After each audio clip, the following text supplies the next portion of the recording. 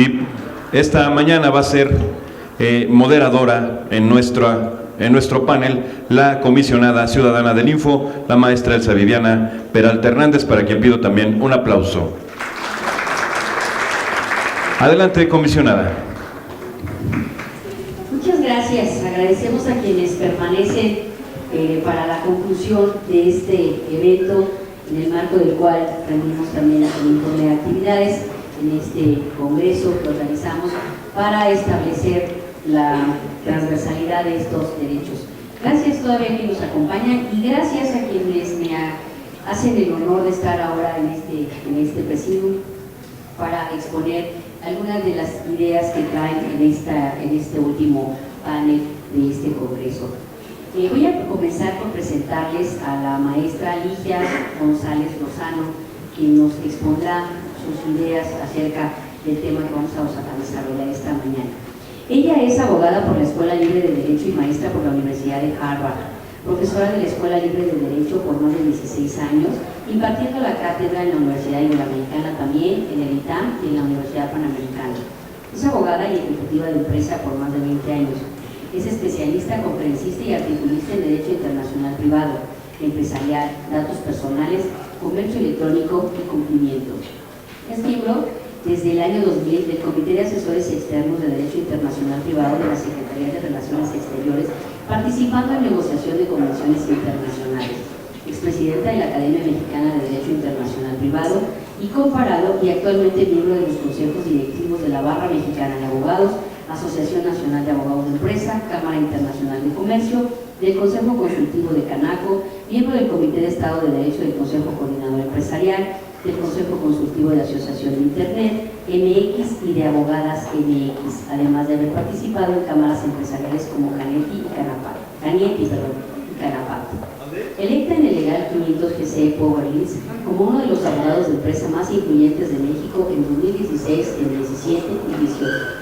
Asimismo, en 2018 aparece en la revista Foro Jurídico como una de las abogadas más influyentes de México.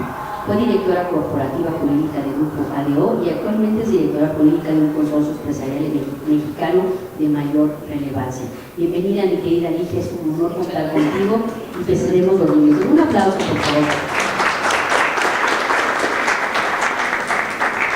Como somos poquitos, tenemos aproximadamente unos 15 minutos o un poco más. Si deseas tomarte un poco más, no hay problema. Yo lo que voy a hacer es poner una pequeña alarma en el celular para que cuando ustedes me escuchen sepan que ya puede ir cerrando en el tiempo. Pero el tiempo que ustedes gusten, muchas gracias.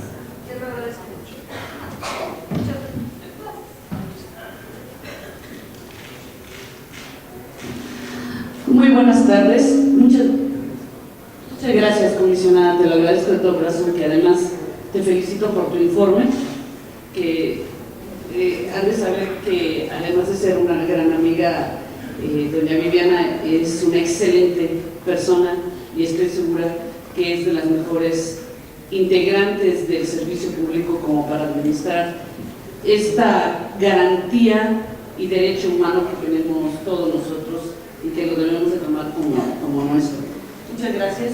Y siempre el panel de cierre, a mí me gustaría quizás tomarme un poquito menos de minutos para que podamos compartir contigo y con Rodolfo. ¿Por qué tenemos que ver la transversalidad del derecho humano o del derecho a la transparencia y el respeto a la privacidad? Quisiera empezar por ahí porque no podemos nosotros verlo de manera aislada, como si fuera cualquier derecho que solamente va a ejercer una persona que se encuentra en una situación jurídica especial un día concreto. Digamos, alguien que tiene un problema de una multa de tránsito, ese día es el que se preocupa por si violó el reglamento de tránsito, si administrativamente lo tiene que pagar, no lo tiene que pagar. Y en este caso, el derecho que tenemos a conocer, a tener información, pero al mismo tiempo que se proteja nuestra personalidad, nuestra privacidad, es permanente. Y me encantó cuando decía transversalidad porque lo vemos en cada momento y casi en todos los aspectos de nuestra vida.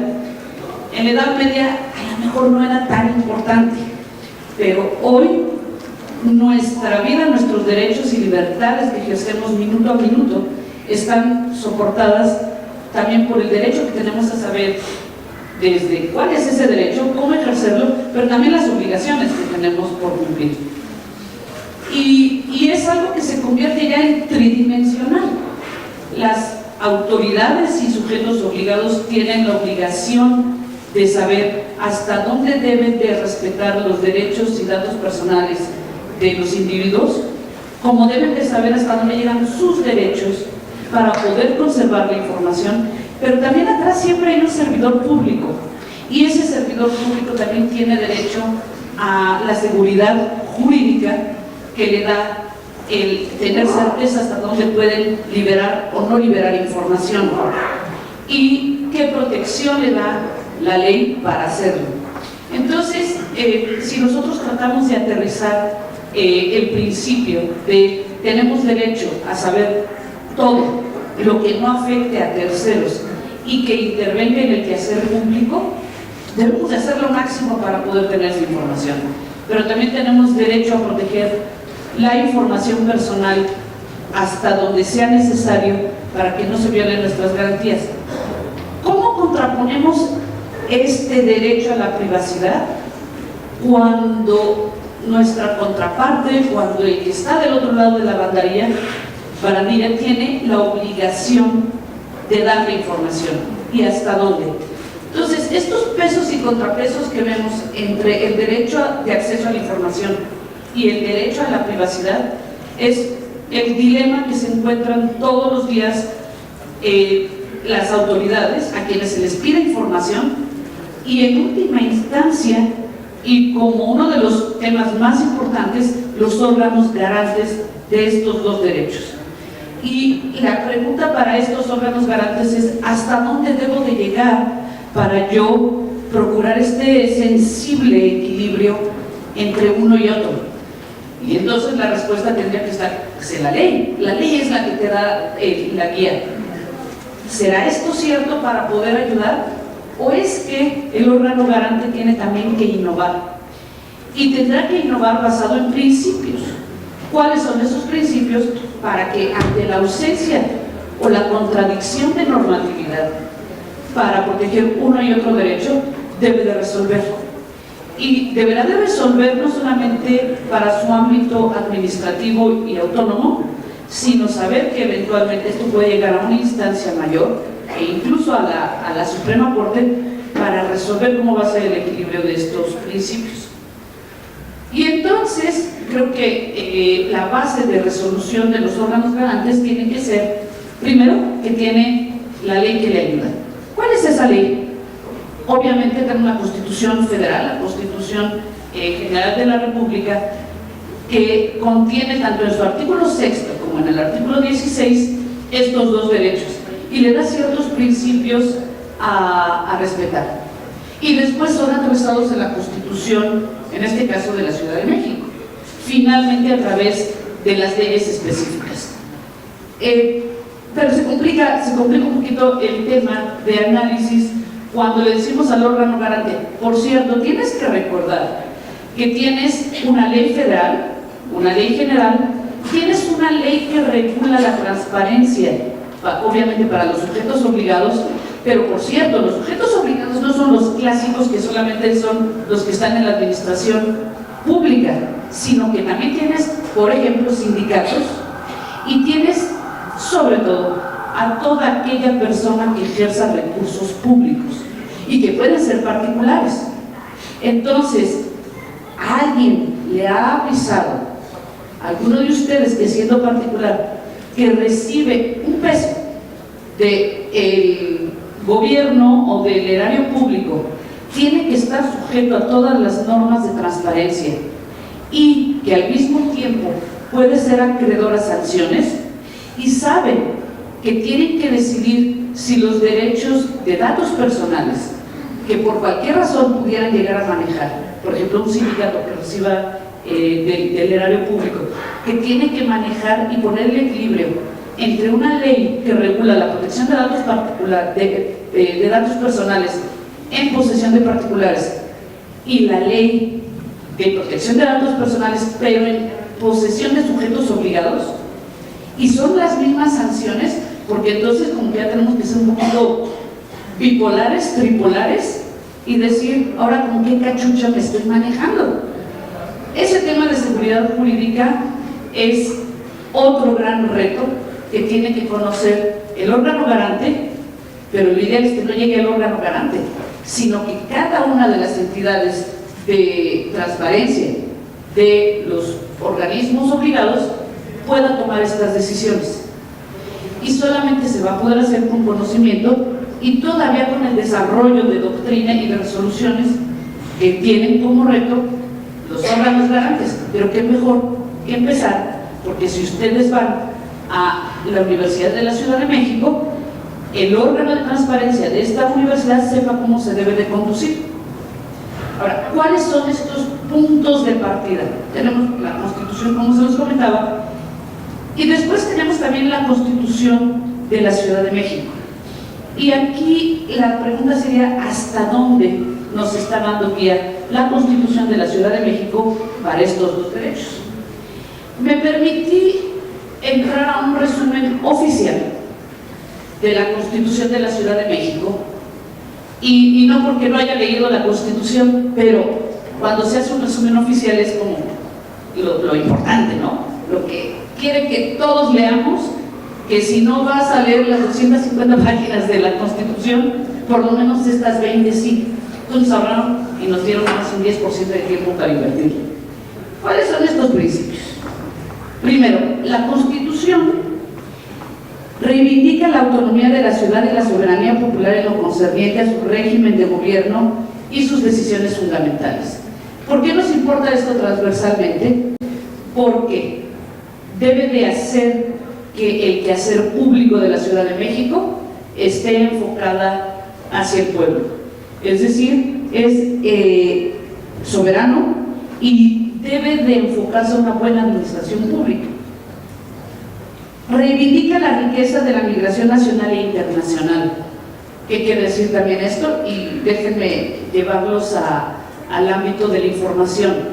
Que una persona puede tener información personal y ejercicio del erario y del dinero del erario público, no solamente a nivel nacional, sino que puede haber un concurso hecho en que entran entidades internacionales, en que tenemos financiamiento internacional, en que tenemos transferencia de datos fuera del ámbito de la circunscripción de la Ciudad de México, estar en el extranjero, y cómo se va a reconocer que esto internacional lo traemos a resolver por el órgano garante.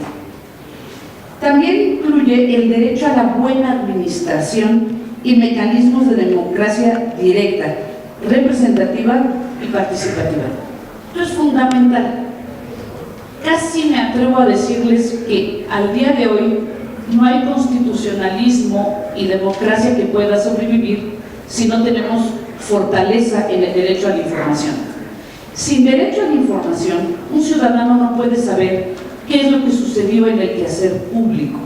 Y el quehacer público no solamente va si hubo buena administración o no de los bienes, sino, por ejemplo, si en la clínica de salud de la esquina le están brindando suficiente medicina y la correcta a nuestros niños.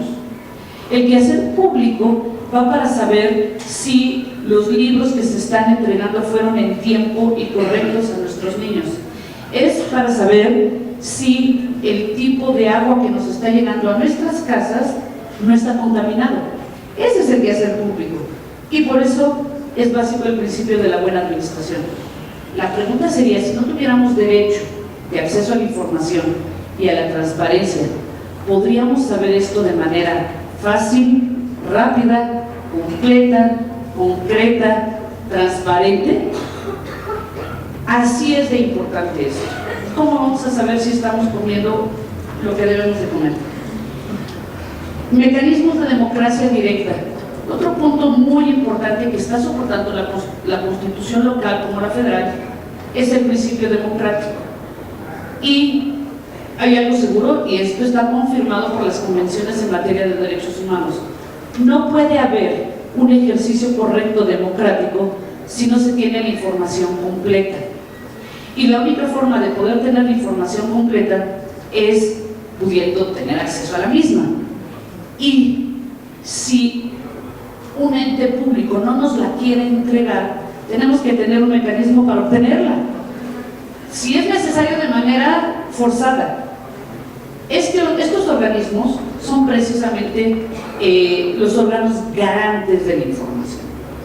¿Y qué es lo que tenemos que tener para que estos órganos puedan resolverlo a favor de lo que dicen estos principios? Tienen que tener independencia, tienen que tener suficiente presupuesto, tienen que tener gente capaz, que conozca de los temas y que se sientan lo suficientemente seguros en sus posiciones como para incluso poder tomar una decisión en contra de la autoridad.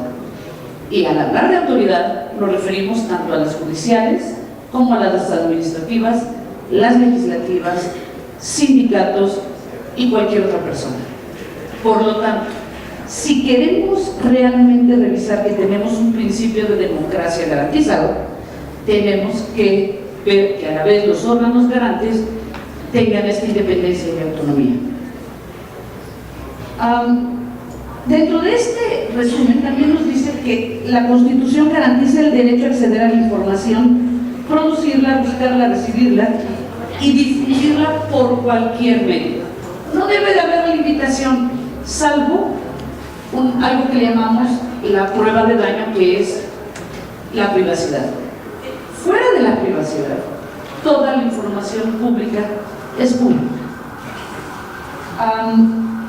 Y me permito de la Constitución local también darles nada más algunos puntos, digamos en amarillo, que nos ayudan a decirle cuáles son estos principios con los cuales deben de resolver tanto los órganos garantes como las unidades de transparencia. Primero, la dignidad humana. Si hay una resolución que pueda ir o atentar contra la dignidad humana o los derechos humanos de cualquier persona, la resolución debe ser a favor de la persona. Incluso sobre la transparencia, sí, muy probablemente incluso sobre la transparencia, porque en el momento que las personas son vulneradas en sus derechos básicos, nadie va a poder forzar que la transparencia se ejercida. Pusimos un valor superior sobre abajo del menos importante, aunque es muy importante, de la información. Pero la dignidad humana no puede ser maltratada. Los principios es el respeto a los derechos humanos, ya lo comenté, de un Estado democrático, en un diálogo social. Esto también es muy importante porque la filosofía antes de todo este ensalzamiento y bien hecho del derecho a la información era el ocultar las cosas. Yo lo guardo y a ver cuándo te enteras.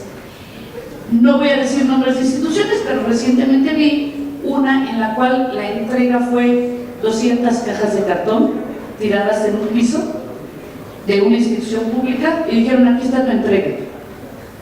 200 cajas de cartón. ¿Cuándo se ha visto que eso es correcto? La filosofía debe de cambiar.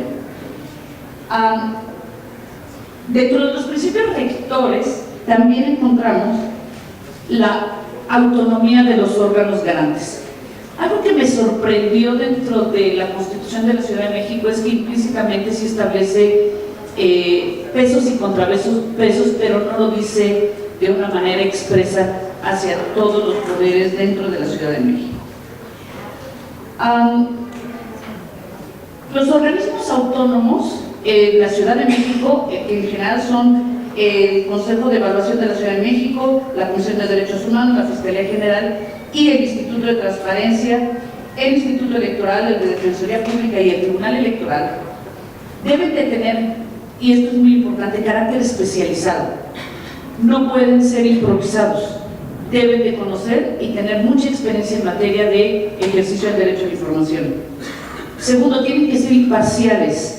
Y para ser imparciales, tienen, por eso en el proceso de selección, ser apartidistas, no tener una convicción única respecto a cierta institución, tienen personalidad jurídica y patrimonio propios para poder ejercer este derecho de garantizar el derecho de acceso a la información. Tienen facultad para establecer su normatividad interna, eso es muy importante, y cómo se van a manejar. Pueden, y este es un tema muy importante, presentar iniciativas de reformas legales o constitucionales. Eso era indispensable, porque quien sabe técnicamente y quien está todos los días tocando los problemas son ellos. Entonces, no se les dice, oye, espérate a que veas a alguien que conozcas de algún diputado que a lo mejor te escucha. No, tú tienes derecho y casi obligación de presentar una modificación que beneficie el derecho a la transparencia. Y para que puedan operar, el legislativo les tiene que garantizar presupuestos para el ejercicio de sus atribuciones y deben estos fondos garantizar suficiencia para el oportuno y eficaz cumplimiento de sus obligaciones. ¿A qué voy? Que si un ciudadano llega a una oficina de transparencia, un órgano de transparencia y le dicen, no, ¿qué cree? Que fíjese que nada más tenemos una persona que atiende de 3 a 5 de la tarde porque no nos dieron presupuesto. Creo que ese ciudadano tiene todo el derecho para ir a demandar que el legislativo dé los suficientes recursos para que nuestro derecho humano de acceso a la información esté garantizado. Para terminar, quisiera yo nada más comentarles que en la Constitución, fíjense, en los principios de ciudad solidaria se habla de transparencia y habla de que las autoridades garantizarán la vigencia de los derechos, la mejor utilización de los recursos públicos y la transparencia. Que me iba a tardar menos, pero ahí. Segundo, los programas de atención, en materia ambiental. En materia ambiental, cuando se dan usos de suelo, modificación de uso de suelo, es forzoso que haya transparencia. De hecho, debe de haber transparencia en el proceso de consulta vecinal para que se diga cómo fue el cambio de uso de suelo. Y es uno de los más comunes, les garantizo, en que no hay esa transparencia, sino hasta que se fuerza a la autoridad. También debe de haber transparencia en la utilización de los recursos de carácter hacendario. Debe de haber transparencia en la rendición de cuentas de cada una de las entidades de la Ciudad de México. Debe de haber transparencia en la utilización de estos recursos, puesto que debe de haber generalidad, y eso se puede preguntar si se cumplió, certidumbre, honradez y proporcionalidad y equidad en la utilización de los recursos públicos. Y eso solamente se puede con el ejercicio del derecho a la transparencia. También en materia electoral, los partidos políticos tienen obligación de dar a conocer todo lo que esté en sus manos por un simple principio: ejercen recursos públicos, primero, y segundo, porque son quienes directamente están ejecutando los principios de democracia que leí al principio. Quisiera terminar con esto. Ya sabemos cuáles son los principios que deben de regir al órgano garante. La pregunta es, ¿estos les son suficientes? ¿O es que tenemos que hacer algo para adecuar las normas que pueden ser un poco bipolares? ¿A qué me refiero con bipolares? Si ustedes quieren proteger sus datos personales a la luz de una ley en la Ciudad de México, van a tener que preguntar a quién se los están entregando, porque resulta que tienen diferente protección si los entregan a una entidad pública, a una institución, por ejemplo, de salud pública, así se los entregan a un hospital privado. ¿Y por qué la protección es diferente? Porque en un caso el principio de máxima transparencia puede bajar el grado de protección de sus datos personales. Y en el otro, los particulares saben que se van a la cárcel si publican su información. En el primero hay sanciones nada más de carácter administrativo. En el segundo pueden incluso cobrar daño moral a las personas privadas. Y entonces, ¿a quién deciden ustedes entregarles su información? ¿Por qué no tenemos ese equilibrio? Bueno, ese es otro gran reto de los órganos garantes y que van a tener que analizar en esta transversalidad, que pareciera que es un organismo meramente administrativo y no lo son. Tienen que poner un análisis incluso de derechos humanos, cosa que no les está expresamente facultado, pero que está implícitamente dentro de la naturaleza de su creación. Es lo que les quería comentar, señora comisionada. Gracias.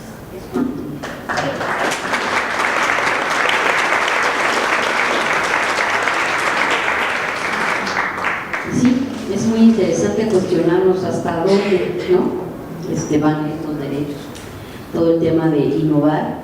Fíjate que una de las cosas que comenté hace ratito en el informe es eso.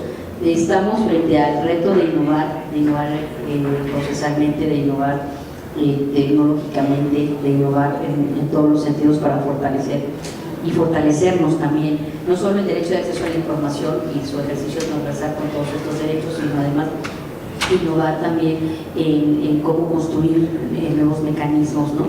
Y cómo hacerlo a través del efectivo cumplimiento de todas las leyes, porque también dices, ¿con qué cachucha nos ponemos?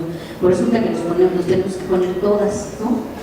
Ahora ya nos tenemos que poner todas, porque en este tema también de la convencionalidad, pues ya aplicamos toda la normatividad que sea en beneficio de la persona. Ya no estamos hablando de un tema estructural, estamos hablando de un tema en el que nos va a aplicar todo. Y esto que me quedo con lo que dijiste en relación al fortalecimiento de los órganos garantes, para que podamos cumplir con todas estas cachuchas. Creo que lo importante es fortalecernos con base en todos estos principios que tú acabas de enunciar, mucho mejor de lo que yo hice en el informe, de verdad. Y qué bueno, porque va de la mano en ese sentido la fortaleza. Sí tenemos que buscar que haya esa verdadera autonomía, que haya esa autodeterminación, que de verdad sea una realidad la autodeterminación.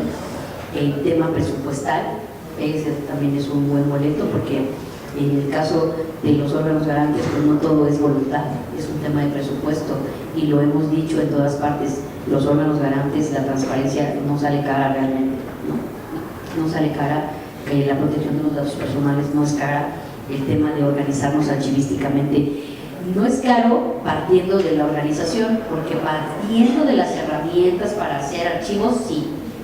Ahí sí, para implementar el tema de archivos, ahí sí, para que veas, eso sí va a salir bastante caro porque no lo hemos hecho, ¿sí? Y pregúntenle a quienes sí lo han hecho, ¿no? Porque les sale caro ya haberlo hecho, ¿no? Entonces, bueno, sí, la verdad es que hay que trabajar mucho en todo esto, pero sobre todo por generar esa imparcialidad y esos temas que fortalezcan el derecho de acceso a la información, esta transversalidad, y bueno, pues en ello jugamos un papel muy importante de todos y particularmente los órganos garantes. Muchas gracias, Ligia, de verdad que espero haber captado muchas de las cosas que dijiste, muchas de las cosas que nos vienes a aportar. Y bueno, en este tema de plática ahora cedo el uso de la voz, si tú me lo permites, al licenciado, al maestro Rodolfo Islas Valdés, y él es licenciado en Derecho por la Facultad de Derecho de la Universidad Nacional Autónoma de México. ¿Hay otra? Sí, y lo digo porque dije dar clases en muchas. Por eso. Para romper el hielo, ¿no? No, claro. Pero estarán de acuerdo mucho conmigo aquí, ¿verdad? Sí. Ya te mandaré por daño. Esa escolaridad se va. Bueno, él es especialista o tiene especialidad en Derecho Penal por la Unidad de Estudios de Posgrado de la Universidad Nacional Autónoma de México, maestría en Sistema Acusatorio por el Instituto de Estudios Superiores del Derecho Penal. Fue coordinador de la Comisión de Jóvenes Abogados de Navarra. Actualmente es subcoordinador de la Comisión de Derecho Penal de la Barra Mexicana Colegio de Abogados, profesor titular de la materia de Derecho Procesal Penal de la Universidad de Anáhuac. Tiene publicados algunos artículos para la revista de la Barra Colegio de Abogados, así como para el boletín de la Procuraduría General de Justicia de la Ciudad de México, igual para la revista Proceso. Desde 2010 es socio de la firma Islas Moya Salinas y Madero CC, de la que actualmente forma parte. Delegado y enlace entre la Barra, el Colegio de Abogados y la Universidad Anáhuac, Campus Sur, para la impartición de la cátedra BMA en dicha institución educativa. Es premio Pro Bono 2017 otorgado por la misma Barra por su labor en el servicio social en apoyo de grupos vulnerables y de escasos recursos en materia penal, tanto en procesos como en ejecución de convenio con el Gobierno de la Ciudad de México respecto a las preliberaciones de personas inimputables. Articulista de la revista virtual Alta Dirección Jurídica, Premio Amante de México otorgado por la Fundación Amantes de México en septiembre de 2017 por su labor en el servicio social en beneficio de México. Abogado certificado por la Barra Mexicana, Colegio de Abogados, en el año 2017 por haber cumplido con los lineamientos para la certificación de baristas del colegio mediante la capacitación, actualización y profesionalización exigidos a los miembros del colegio. Quiero destacar que como abogados nos exige el ejercicio, y por eso destaque las certificaciones de las que tú, Rodolfo, gozas, porque los abogados constantemente nos estamos preparando, nos estamos certificando, ¿no? No se diga los del ámbito judicial también. Entonces, así es para todos, los abogados constantemente estamos certificándonos por todos lados, ¿no? Sí. Nos lo requiere el ejercicio profesional, porque además la ley cambia todo el tiempo y entonces cada día tenemos que estar enterándonos de todo lo que hay en materia novedosa. Bienvenido, Rodolfo, y te cedo el uso del micrófono. Muchas gracias por acompañarnos.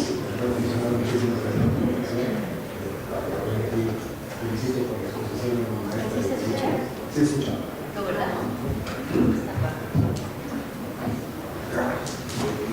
Felicitaciones nuevamente a mi comisionada por el informe. Yo quedé encantado con la información y todo lo que has hecho. Se ha logrado. Toda la presentación de todos. Excelente participación y exposición de Ligia. A mí me encanta escuchar a mi maestra y amiga Ligia porque siempre aprendo. Y me preocupo ahorita, claro, después de ella, porque me deja con una posición muy complicada para poder expresarles y manifestarles lo que traíamos aquí preparados. Muchas gracias por estar con nosotros y por la invitación. Pero que platicaba Ligia, yo quiero comenzar esta exposición, quiero comenzar a platicar un tema por derechos humanos, ¿no? El tema de acceso a la información, transparencia, pues derivan precisamente de los derechos humanos. Pero bueno, ha sido un tema que seguramente se ha tratado a lo largo de las diferentes exposiciones. No quisiera que perdiéramos la oportunidad de compartir un poquito más de este tema tan importante y no desarrollar algo que ustedes ya tienen. Pero Ligia comenzó, bueno, en una parte de su plática, que es con lo que voy a iniciar yo, decía, tenemos derecho a saber todo. De ahí yo voy a partir claramente. Como vieron de mis antecedentes o lo que leyó la comisionada, yo me dedico exclusivamente a materia penal. Mi formación es penalista. En el campo procesal, en el campo académico, yo me dedico a la parte que tiene que ver con el derecho penal, con el derecho cognitivo. Ahora, esta pregunta de ¿tenemos derecho a saber todo? Pues parecería en principio que sí, ¿no? Para eso precisamente está transparencia, para eso está protección de datos, para poder conocer todo de todos. Eso pareciera ser el principio. Pero ¿qué sucede? Llevándolo claramente y concretamente a mi sector, a mi vida. Pues no tenemos derecho a saber todo.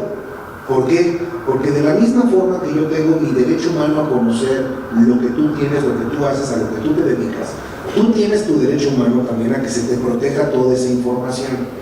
¿Qué pasa en mi materia?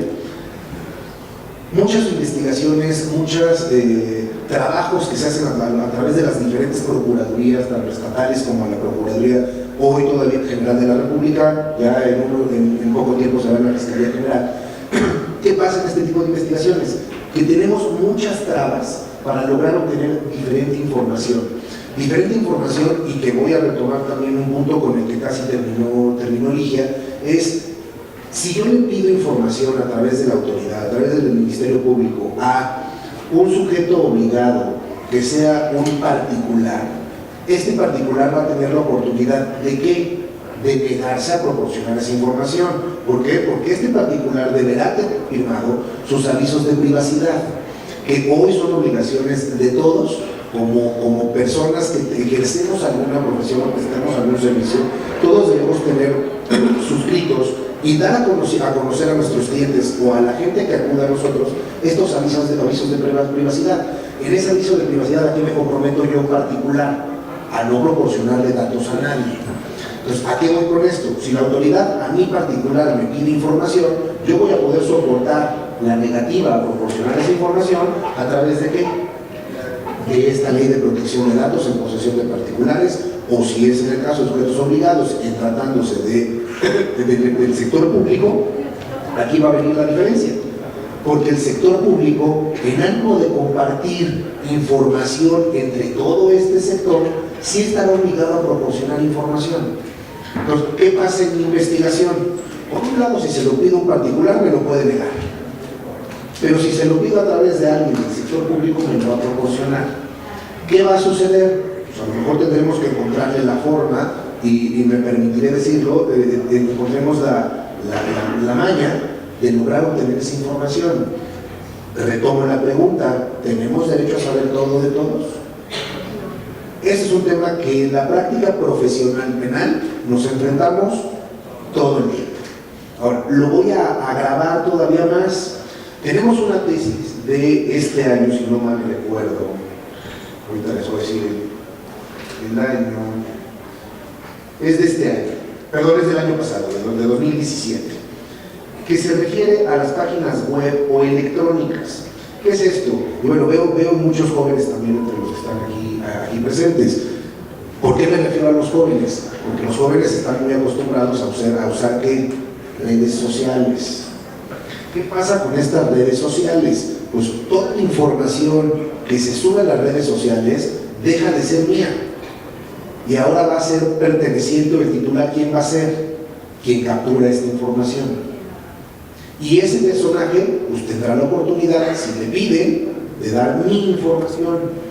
¿Y yo con qué me voy a proteger para que esa información no surja? No tengo cómo protegerme. Esta tesis que les refiero, que el rubro, se lo ponen porque es muy interesante, es página web o electrónicas, su contenido es un hecho notorio y susceptible de ser valorado en una decisión judicial. Es decir, ¿está sujeto a la protección de datos? No, porque es un hecho notorio que se subió a la red. O sea, hay que tener mucho cuidado con eso. Retomo.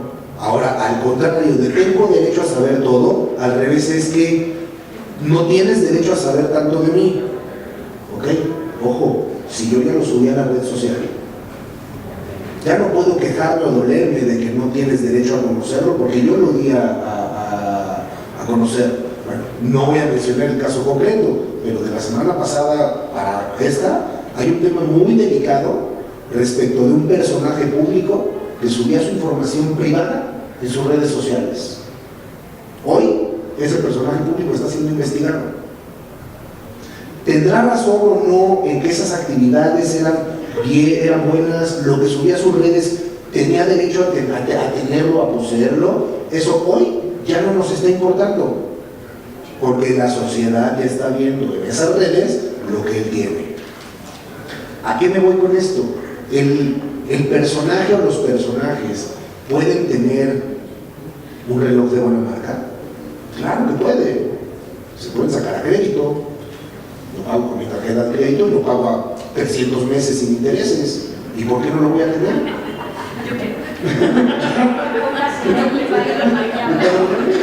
Un vehículo de estas marcas famosas y caras, ¿lo puedo comprar? Claro que lo puedo comprar, porque mi sueldo me alcanza para pagar una mensualidad. A lo mejor no me alcanza para pagarlo de contado. Pero hoy este personaje no está siendo juzgado socialmente por si puede o no tenerlo económicamente hablando, sino si tiene derecho a tenerlo socialmente hablando. Entonces, ¿tienen derecho todos a saber lo que yo hago? No deberíamos, ¿verdad? Pero hoy sí lo tenemos. Esta tesis que les decía es clarísima. Hay otra tesis también interesante que va medianamente en el mismo sentido, pero en el mismo camino, pero en sentido opuesto, que se refiere a datos personales sensibles. Esta es una tesis que se refiere particularmente a temas de menores. ¿Cuáles son los datos personales sensibles? La misma Ley Federal de Protección de Datos en posesión de particulares nos establece en el artículo 7º, si no mal recuerdo, ¿qué son los datos? Perdón, en el artículo 3º, ¿qué son los datos sensibles? Y esos datos sensibles se refieren a cuestiones personalísimas, individuales, cuyo conocimiento hacia el exterior pueda generar particularmente un tema de ¿qué? De discriminación. A eso se va a referir con datos sensibles, sea preferencias sexuales, religión, culturales, ese tipo de datos. Esta tesis, ¿qué nos va a decir? Solo refiriéndose a menores. Dice que la publicación de datos personales sensibles en los portales de internet de las procuradurías es una violación a los derechos fundamentales de los menores. Ojo, se refiere exclusivamente a menores. ¿Pero a qué voy?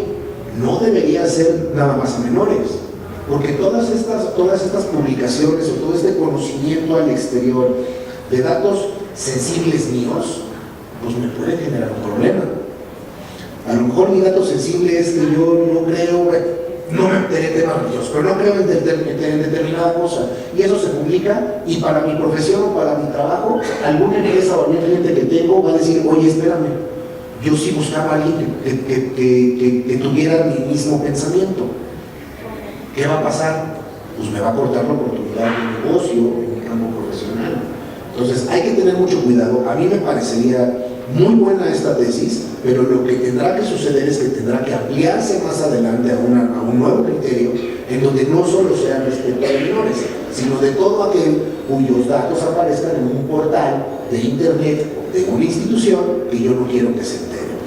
¿Por qué decía que están en la misma línea pero en sentido opuesto? Por un lado dicen que una vez que subes tus datos a una red social o a la web, ya es un hecho notorio, ya no tienes oportunidad de revertir ese conocimiento que se da al resto de la población. Pero por otro lado, esta otra tesis dice, espérame, en tratándose de menores, datos sensibles, sí se puede. Chocan estos dos criterios. Sin embargo, debemos ser muy cuidadosos y cautelosos, porque no tener la oportunidad de dolernos o de quejarnos de que existe una publicación en internet mía, pues me puede golpear. Sí que está en internet, oye, y eso lo hace entonces público. En el caso del personaje que platicábamos, fue de sus redes sociales, fue de sus propias redes. Pero yo como sé que en alguna red de cualquier otra persona no aparece etiquetado Rodolfo Islas Valdés hizo tas, y empieza a meter información falsa o cierta, como lo queramos ver. Pero esa información, al haber sido subida a la web, entonces ya es un hecho notorio. ¿Mis datos personales están siendo protegidos? Ya no. Hay que tener mucho cuidado con eso. Todo esto me está sirviendo de antecedente para que, particularmente la Ley Federal de Protección de Datos en Posesión de Particulares, establece solo un capítulo, en un pequeño capítulo de 3 artículos, lo que se va a referir a las condiciones penales. Nos dice delitos, y son 3 artículos. Sí, nada más que son 66, 67, 68 y 69. No más que el 69 no es delito, es una agravante, que es la que se refiere a los datos personales sensibles, que se va a agravar la posible pena que se puede imponer. En el caso de los 2 anteriores, esta la va a agravar. Entonces no es un delito, no es un tipo penal, es una agravante cualquiera de las otras 2. Pero, ¿qué tenemos en las otras 2? Y si me lo permite, ahí le daremos una lectura rápida a estos 2 artículos, porque me parece que el contexto que se les da o la oportunidad que se da para la ejecución de este tipo de conductas, con esto nos quedamos muy cortos en materia penal. Fíjense, el 67 dice, se impondrán de 3 meses a 3 años de prisión al que estando autorizado para tratar datos personales con ánimo de lucro provoca una vulneración de seguridad a las bases de datos bajo su custodia. ¿Qué es esto? ¿A quién se va a sancionar? ¿Quién es el que va a ser sancionado en este supuesto? Solamente la persona que tiene la autorización de uso o de acceso a los datos. Pero ¿qué pasa si yo pertenezco a una aerolínea, a la que quiera? Las aerolíneas particularmente tienen datos personales de todo aquel que ha hecho uso de su servicio. Y casi puedo apostar que el 100% de los que estamos aquí sentados hemos utilizado por lo menos en alguna ocasión alguna aerolínea, la que sea. Para comprar el boleto y para poder viajar, ¿qué hicimos? mi nombre, mi domicilio, con qué pagué, si pagué con tarjeta de crédito, porque lo hice en internet, pues mis datos de la tarjeta de crédito, mi CURP, ¿no? Hay muchos datos que ante esta institución, ante esta persona moral, pues ya están bajados. ¿Quién es el que tiene acceso? Pues Aeroméxico o Aerolitoral o el que sea que tenga acceso a esto. Pero la mayoría de las ocasiones, y se los digo por experiencia profesional, no es la aerolínea la que hace el mal uso del dato personal que tiene, es un tercero. Este tipo penal solo va a sancionar ¿a quién? A la aerolínea, que no es necesariamente el que está haciendo uso del dato personal, lo está haciendo otra persona. Entonces, esta ley federal de protección de datos en posesión de particulares se está quedando corta, a mi parecer, en cuanto a la posibilidad de sanción de todos aquellos sujetos que participen en una conducta o en un supuesto delictivo de esta naturaleza. El que lo usa, aquí no tiene sanción.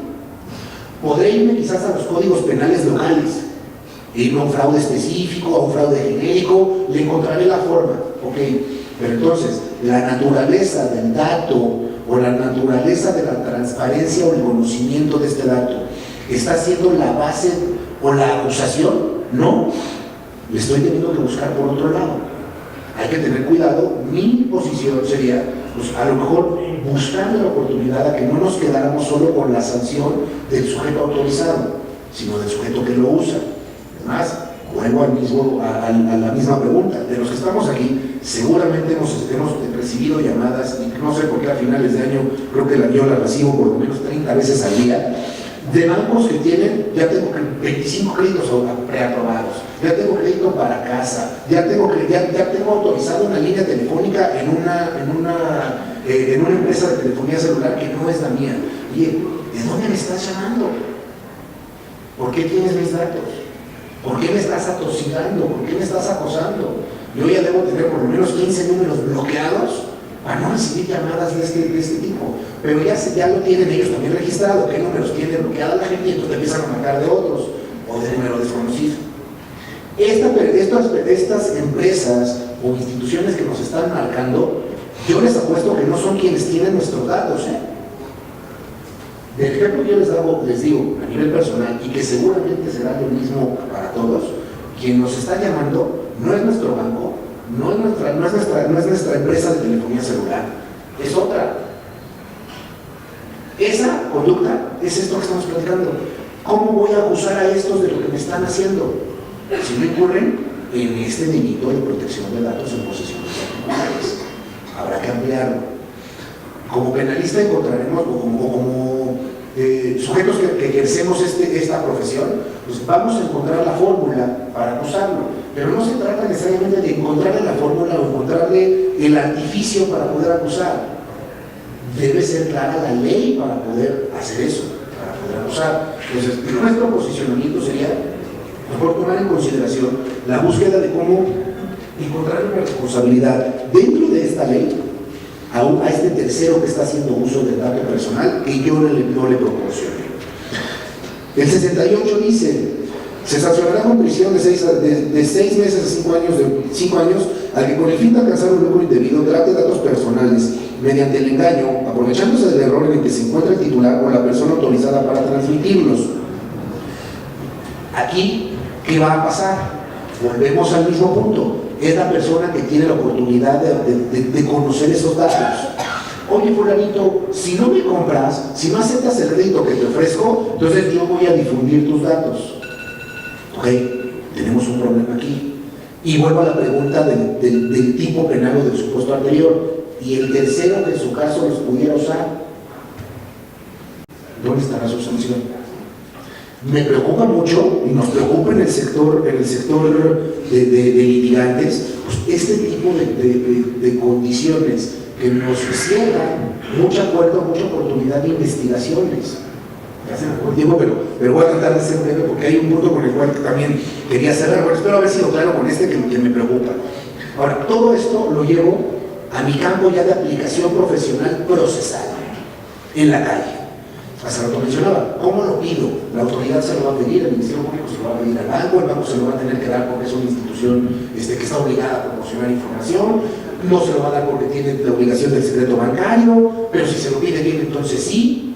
¿Dónde estamos parados?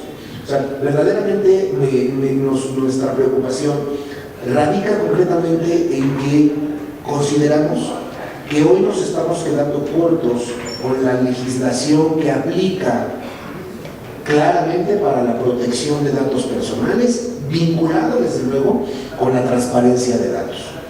Nuestra sugerencia sería, bueno, que el legislador, obviamente escuchando estas opiniones, porque además ustedes, decía al principio, comisionada, me encantó el informe, obviamente en este informe ustedes hacen una labor titánica, ¿no? De temer, de proteger, de ver quién, de ver a quién no, todo esto.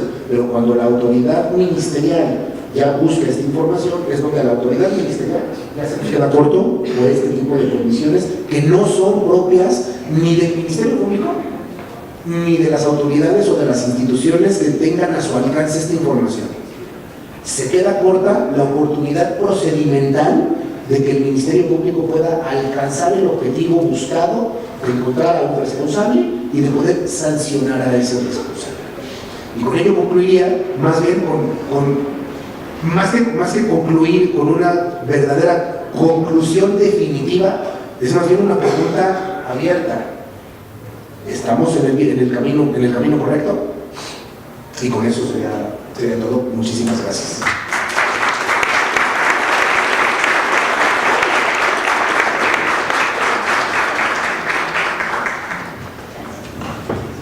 Sí estamos en el camino correcto, créanme. Nos falta regular muchas cosas más, eso sí, coincido totalmente. Nos falta regular muchísimo, nos falta vincular. Gracias. Por eso este pretendido congreso, modesto congreso, se llamó así, de acceso a la información y protección de datos personales, su ejercicio transversal, porque todas estas materias convergen ya de una manera tan importante e interactúan en este enfoque sistémico, ¿sí? Nosotros en el derecho, como a los doctores, nos hacían especializarnos en una materia y nos hemos dado cuenta que no podemos ya ser especialistas en ninguna materia, ni las demás carreras. Todas tenemos que trabajar en este enfoque transversal, en este enfoque sistémico, para poder lograr un mejor ejercicio de nuestros derechos, pero además una mayor protección de nuestros derechos. Y ahorita, en el caso de datos personales, con el tema de transparencia, usted lo acaba de ejemplificar muy bien. Y cómo no tener una visión más amplia hace que pensemos que no estamos cuidando algunas cosas, y es cierto, no las estamos cuidando.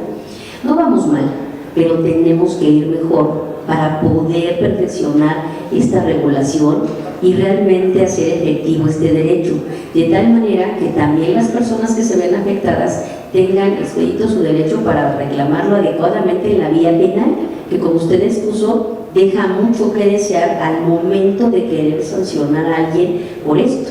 Sanciones ya hay, pero falta mucho por hacer para que esas sanciones realmente sean algo efectivo, para que además, yo me iría más allá, no es tanto que empecemos a meter a la gente a la cárcel por este tema, ¿no? Sino más bien que seamos conscientes de que debemos proteger la vida privada de todas las demás personas, porque eso también implica sanciones penales, ¿sí? Esa es la conciencia que debemos tener, que creo que los que tratamos datos personales y que estamos aquí sí somos conscientes de las responsabilidades civiles, administrativas y penales, porque además también ya nos toca pagar multas, ¿no? Ya nos toca un montón de cosas, cuando a veces ni siquiera somos nosotros los responsables directos, como bien dijo usted, de ese tema, ¿no? Entonces, bueno, me parece que enfocado este panel al tema de datos personales, nos queda nuevamente claro el ejercicio de estos derechos con este enfoque transversal para lograr ¿qué? Una buena administración. Una buena administración también protege datos personales para evitar delitos, para evitar todo lo que mencionó también Ligia, y una serie de circunstancias que nos llevan a veces a la ineficiencia precisamente del servicio público, que la idea de poner en la mesa estos temas es lograr esa eficiencia. Pues muchísimas gracias. ¿Tienen alguna pregunta? ¿No? Tenemos unos minutitos por si quiere alguien formular una pregunta a nuestros panelistas. Por allá nuestro amigo que ayer nos puso en la palestra, muy bien. Otra vez, por favor, si nos ayudas, Charlie. Muchas gracias.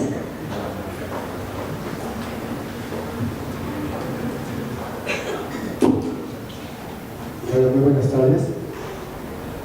Yo quisiera saber si ustedes tienen conocimiento que antes de las elecciones pasadas, bueno, me causó muy claro, es que me dio molesto porque yo recibía llamada tras llamada, tanto de Salvador como de PAN. Yo no sé cómo ellos consiguieron mis datos. Inclusive me llegó a mi domicilio, con mi nombre y certificado de domicilio, una carta por parte del PAN, en el cual me decía que yo era acreedor de una tarjeta de crédito, perdón, por ser ciudadano mexicano, si he ganado. Eso es una duda personal, porque yo no proporcioné mis datos, ni sé por qué me hablaron. ¿Qué piensan de eso? Gracias. ¿Quién quiere comenzar? Muchas gracias. Muy rápido. Sí hay forma de rastrearlo. O sea, cada vez que uno recibe una llamada, etcétera, uno por derechos ARCO tiene derecho a saber cómo, de dónde. Claro que es un poquito seguir la cuerdita del hilito de dónde empezó, pero si está identificado quién fue quien nos habló, podemos a través de derechos ARCO ejercer el rastreo desde dónde llegaron esos datos personales. Y estoy segura que en ningún momento usted firmó un aviso de privacidad o una autorización de utilización de datos para efecto de que pudieran ser utilizados para darle publicidad de carácter político no requerida. Eso es seguro. Por lo tanto, hay violación de esos datos personales. Nada más que sí, es cierto que hay que hacer toda la labor de investigación. Mi experiencia es que dependiendo de quién se trate y quién esté del otro lado, es más o menos fácil. Si es un banco, cuando uno ya les empieza a mencionar el tema de datos personales y ya les da un poquito de calambres y normalmente se comportan. Cuando se trata de entidades invisibles, fantasma, superposición de personas, es mucho más difícil, porque incluso se dijo en estas elecciones que esas llamadas no eran de quien decían ser. Entonces, la labor de investigación de dónde vino la llamada por teléfono, quién la hizo, implica inversión de tiempo y a veces de dinero. Creo que los ciudadanos sí tenemos la obligación de presentar las denuncias correspondientes para que a todos nos beneficie y que no sigan haciéndolo, ¿no? Pero vía derechos ARCO sí se puede perseguir todo este tipo de molestias. Bueno, nuestro mismo abogado Rodolfo ya tuvo ese problema y quizás lo que sigue es que presente una denuncia, ¿no? Pero sí se puede saber y no tienen derecho para hacerlo.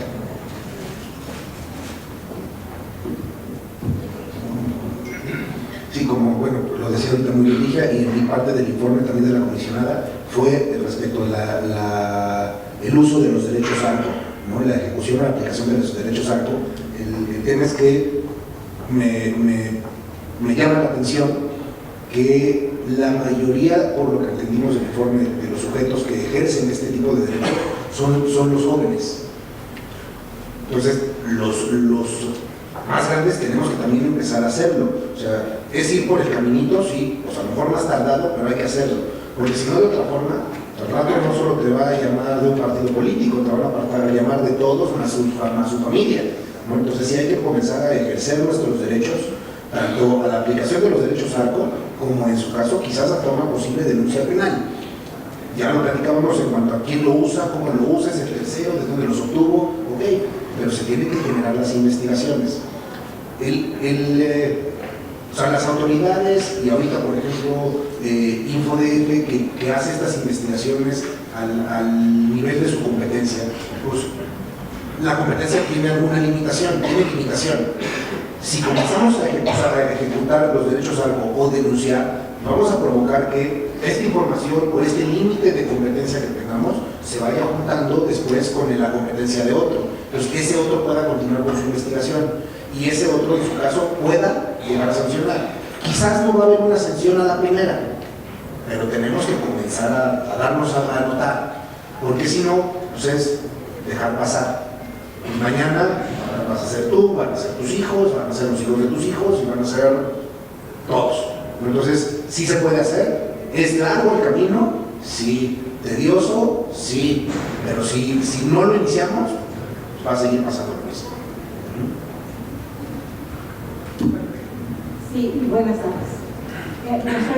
Un poco siguiendo todo lo que ustedes han estado comentando muy atinadamente, yo quisiera saber si tenemos como cifras de gente que ha denunciado el mal uso de sus datos personales y si esta gente que ha denunciado realmente ya tenemos resoluciones, como lo dicen los artículos que usted citó, ya de carácter penal, si existen ya o ni siquiera hemos hecho uso de ese recurso que tenemos para protegernos a nosotros mismos del uso o mal uso de nuestros datos personales. Yo quiero contestar, sí, yo como Pepito, a ver, en el caso del instituto sí tenemos, ¿no? Tenemos poquitas, muy poquitas, que fue una de las cosas que mencioné, como que todavía no hemos generado, ¿no? Comparado con el acceso a la información, el tema de la denuncia. Hay todavía más denuncias y por acá está el jurídico, no me dejará mentir, o siguiendo por la jurídica cómo va, pero sí hay por ahí una relacionada con el tema electoral, ¿no? Interesante inclusive, a reserva de documentarles bien, les ponemos a su disposición la información también, y algunas otras relacionadas con el tema del tratamiento en poder de gobierno. Pero te digo, ahorita me vienen a la cabeza como 5, ¿no? Que son las que así como que traigo más presentes, pero sí, o sea, falta mucho, la gente no se anima todavía a activar este mecanismo de denuncia. Si te digo, el tema de acceder, de ejercer derechos algo, todavía el índice es bajo, en el caso de la denuncia es menor, pero sí hay, y lo importante es también que veamos dos cosas. Si no hay tantas denuncias porque estamos tratando bien la información en poder de gobierno, eso está bien, ¿no? Pero si no las hay porque la gente está inhibiendo el ejercicio de este derecho, eso estaría mal, ¿no? Entonces ahí es donde tenemos que ver qué es lo que está pasando, por qué la gente no está denunciando el ejercicio responsable de este derecho, porque tampoco se trata de que salgan todos a denunciar ahorita, ¿no? O sea, no se trata de eso, ¿no? Se trata de ver qué es lo que está pasando. Pero sí hay, y sí hay por el tema que mencionó él, y sí hay también en otros sentidos muy importantes. Eso es lo que yo quería agregar. Pero ahora, Abel. Estadísticamente yo no podría decir porque no tengo yo a mi alcance esa información. Sin embargo, por experiencia personal, sí podría contarles que del 100% de personas que nos vemos afectadas por este tipo de conductas, ni el 40% se acercan a un abogado para ver qué pueden hacer. Ni el 40%. De este 100% que se acerca al abogado, que no es ni el 40% de la totalidad, al final, el 5%, y siendo además benevolente con el número, deciden iniciar algo. O sea, estamos muy bajos con esas acusaciones. Un tanto por la desconfianza que tiene la sociedad en la autoridad investigadora. Si sufrimos un robo, ¿cuántos de los estados aquí hemos sufrido un robo en la calle? Yo creo que el 90% de los que estamos aquí hemos sufrido un robo en la calle. De esos que ya sufrimos un robo, ¿cuántos hemos ido a denunciar? Seguramente no todos. ¿Por qué? Porque no confiamos. Sí denuncias por recuperar tu credencial de lector. Sí, nada más. Sí, o sea, por un caso personal denuncias, ¿no? Porque tienes que recuperar la identidad, la constancia. Y no siempre, ya nos han consultado varios. Ay, perdí mi credencial. Ay, no voy a hacer nada. Espérate, perder la credencial no es solo perder el plástico. Estás perdiendo tu información. Y mucha gente, bueno, ya me va a hacer un poquito el tema, pero sí para mencionarlo, el año antepasado, si no me recuerdo, hubo una investigación a nivel Hacienda donde perseguían a una niña menor de edad que vivía en la sierra de no sé qué estado de la República porque debía 108 millones de impuestos. 200 millones de pesos de impuestos. Sí, que acabo de terminar la preparatoria. ¿Por qué? Porque había perdido 1 o 2 años antes ni siquiera su credencial para votar, no tenía credencial para votar, pero sus datos le habían abierto una cuenta bancaria a su nombre. Transacciones fiscales ilícitas. Imaginémonos, pero la gente no lo hacemos. Si no lo hacemos muchas veces por la credencial del elector, porque nos da flojera, pues imaginémonos si es porque ya me marcó el banco, menos. ¿No? Mejor lo bloqueo. Sí estamos muy bajos de la sociedad para ejercer ese tipo de derechos. Listo. Bueno, me permite nada más para cerrar un comentario voy a sonar un poco como idealista, pero creo que la base para que funcionen todos estos derechos, tanto el de datos personales como el de transparencia, lo acabamos de ver ahorita, están fundamentados en el valor cívico para decir voy a hacer algo para que esto cambie. Porque a lo mejor yo no voy a recuperar mi credencial de elector ni mi dinero de mi cartera, pero si puedo evitar que a alguien más le pase. Entonces, hay un sentimiento que tenemos que erradicar, y es el del egoísmo social. Somos egoístas y al serlo, cada uno de nosotros nos comportamos mal con la sociedad, y no porque nosotros seamos culpables de que nos roben la cartera, es porque si le invertimos ese tiempo, voy a cooperar en que mi sociedad eventualmente sea mejor, y dentro de esa sociedad que mis hijos, primos, sobrinos, amigos, nietos, quien sea, salga beneficiado. Y a lo mejor nunca me voy a enterar de que salió beneficiado, no importa, es indirecto y es para todos. Y el mismo tema es cuando tratamos de ver, y era de los dilemas que te comentaba, comisionada, ¿cómo hace la autoridad para resolver cuando tiene este choque de derechos? Uno de los principios que no está escrito, pero que debemos de tomar en cuenta, es la ética en la resolución de ello. Parece que la autoridad a la que le piden información, su primer máxima es no lo entregues y di que no lo tienes y a ver cómo le hacen. ¿Y por qué no mejor decir, sí lo tengo, no viola nada y voy a ayudar a la sociedad, del principio lo entrego? Me decían que en Noruega hay muchas mujeres que son magistradas de segunda instancia y que trabajan medio tiempo. ¿Sabes por qué trabajan medio tiempo? Porque no hay suficientes apelaciones como para tenerlas trabajando de tiempo completo. Porque la gente se conforma, dice y hace lo correcto desde la primera. Oye, nosotros parece que decimos, patéalo para allá arriba. Y entonces yo que soy al que le piden la información, la tengo escondida. El órgano interno me la pide y dice, como está muy difícil, mejor digo que no la tengo. Llega el órgano garante y hace lo posible, pero bueno, o sea, digo, hace lo posible dentro de lo que sus facultades está. No, lo hace todo, pero al final de la tarde todo el mundo le está apostando a que bueno, ya llegaría a la corte. Y ¿por qué no todos en el caminito hacemos lo necesario para que ni siquiera llegue con ustedes y ustedes tengan que trabajar medio tiempo y no tengan que estar?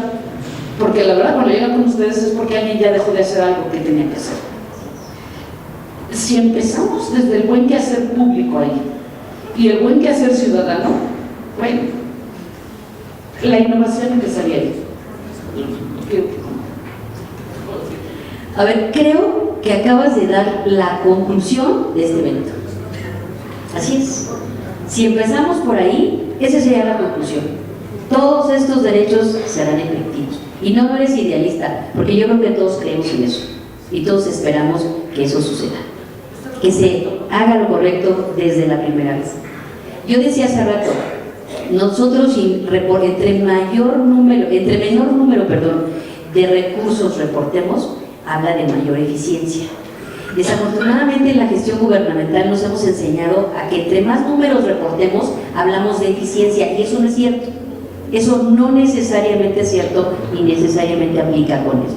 Entonces, acabas de dar la conclusión, yo ya me voy a callar, voy a agradecer, que de verdad lo hiciste. Tenemos que empezar desde el principio a hacer las cosas bien, y creo que ese es el mejor principio. Y en el caso del respeto al derecho de acceso a la información y la protección de datos personales y todos los derechos que convergen en esto, empezar por conocer nuestro derecho, protegerlo y saber exigirlo, hará que todo lo demás también lo hagamos en beneficio de nosotros. Y creo que esa sería la segunda conclusión del tema Estos derechos, lo dije también y lo sigo pensando, creo en ellos, lo sigo pensando, abonan a la buena administración, son la base de esa buena administración, y por eso también quisimos nosotros poner en la mesa el informe de todo lo que hacemos en abono de esa buena administración. Un último comentario: hace rato la prensa me preguntaba que por qué rendí un informe si no me corresponde hacerlo como presidenta, que no soy presidenta, claro, ni me ostento como tal, cuando además la ley dice que lo tengo que hacer hasta febrero. Y yo dije, ¿y qué hay de malo en que lo haya presentado? ¿No es mejor hacerlo o no hacerlo? Y déjenme decirle algo, yo no lo hice, lo hacemos todos los que trabajamos aquí, todos, incluidos todos ustedes. Las cifras que están ahí es el quehacer que hemos hecho todos. A lo mejor no se ajusta al plazo, tal vez, pero es mejor hacerlo, porque yo recuerdo, y ya con esto también concluyo, cuando protesté el cargo, me dijeron que la sociedad me lo demande si no cumplo con este ejercicio. Yo no me quiero esperar a que la sociedad me lo demande. Quiero mostrarle que estoy haciendo mi trabajo, y que si no funciona mi trabajo, esa sociedad será que me diga que me vaya, y me iré. Muy triste, por cierto, pero me iré, porque esa es parte de la responsabilidad. Entonces, hagamos esa parte. El ejercicio responsable de estos derechos es en lo que tenemos que trabajar, y de eso se trató este congreso. Muchas gracias a todos los que permanecieron. Gracias para todos ustedes, a todos los que nos acompañaron, Ligia, maestro Islas, a todos ustedes que se permitieron escucharnos, ¿no? Porque eso es la finalidad de esto, y les agradecemos mucho que hagan posible que el INFO siga trabajando. No nos dejen solos, a todas las unidades de transparencia que nos acompañan, a toda la sociedad en general, las organizaciones, a todos los que hacen posible esto, no nos dejen solos.